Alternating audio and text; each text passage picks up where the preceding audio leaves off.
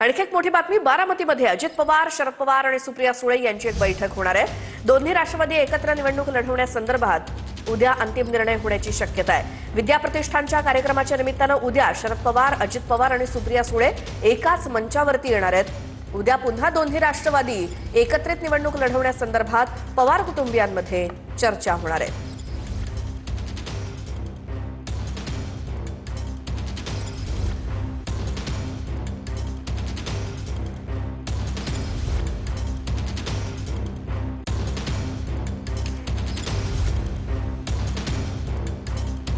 की राष्ट्रवादी सोबत चाचपणी तुमची सुरू आहे।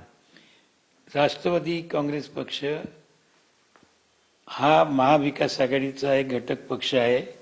शिवसेना, उभाटा, काँग्रेस पक्ष आणि राष्ट्रवादी काँग्रेस पक्ष, शरदचंद्र पवार या तिघांची आणि आमची बाकी मग त्याच्यामध्ये वंचित असेल, आप असेल किंवा इतर जे मित्र पक्ष आहेत त्यांच्याबरोबर आमची आघाडी झालेली आहे। म्हणजे आघाडीमध्येच तुम्ही आता पुणे महानगरपालिकेची निवडणूक नक्की।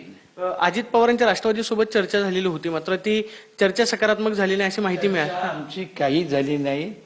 आम्ही त्यांना फक्त सांगायला गेलो होतो की काय आम्ही आमच्या चिन्हावरती लढू, तुम्ही तुमच्या चिन्हावरती लढा।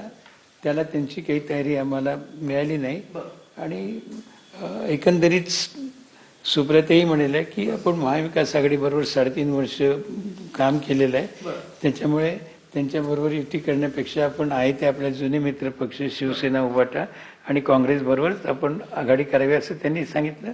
आम्ही त्यांना फक्त सांगितलं की तुमचं आणि आमचं जमणार नाही आणि आम्ही परत निघून आलो। याच्यापेक्षा तिथे कोणतीही चर्चा झाली नाही।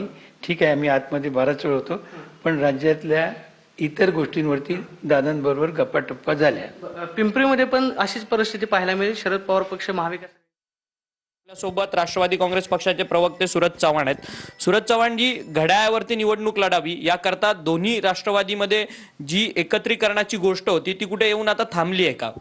बघा, गेल्या आठवडाभरापासून अजितदादा पवार हे पुणे, पिंपरी चिंचवड या महानगरपालिकेचा वार्डनिहाय आढावा त्या ठिकाणी घेत आहेत आणि त्या आढावा घेतल्याच्या नंतर आमची ताकद किंवा मित्रपक्षाला कुठं सोबत घ्यायचं याबाबतचा अंतिम निर्णय हे अजितदादा त्या ठिकाणी घेणार आहेत। राष्ट्रवादी काँग्रेस पक्षासोबत अनेक पर्याय त्या ठिकाणी खुले आहेत। आमच्या मित्रपक्षाचे काही पर्याय आमच्याकडे उपलब्ध आहेत आणि आमचे काही जुने मित्र होते त्यांचेही पर्याय आमच्यासोबत उपलब्ध आहेत। जो पर्याय आम्हाला राजकीयदृष्ट्या तिथं फायद्याचा वाटतोय, ज्या पर्यायामुळं आम्हाला तिथं महानगरपालिकेमध्ये चांगल्या पद्धतीचं यश भेटेल असं वाटते, तो पर्यायाचा वापर त्या ठिकाणी केला जाईल। जिथं आमचा मान सन्मान राखला जाईल त्या पर्यायासोबत पुढच्या तिथल्या स्थानिक निवडणुका ह्या लढल्या जातील।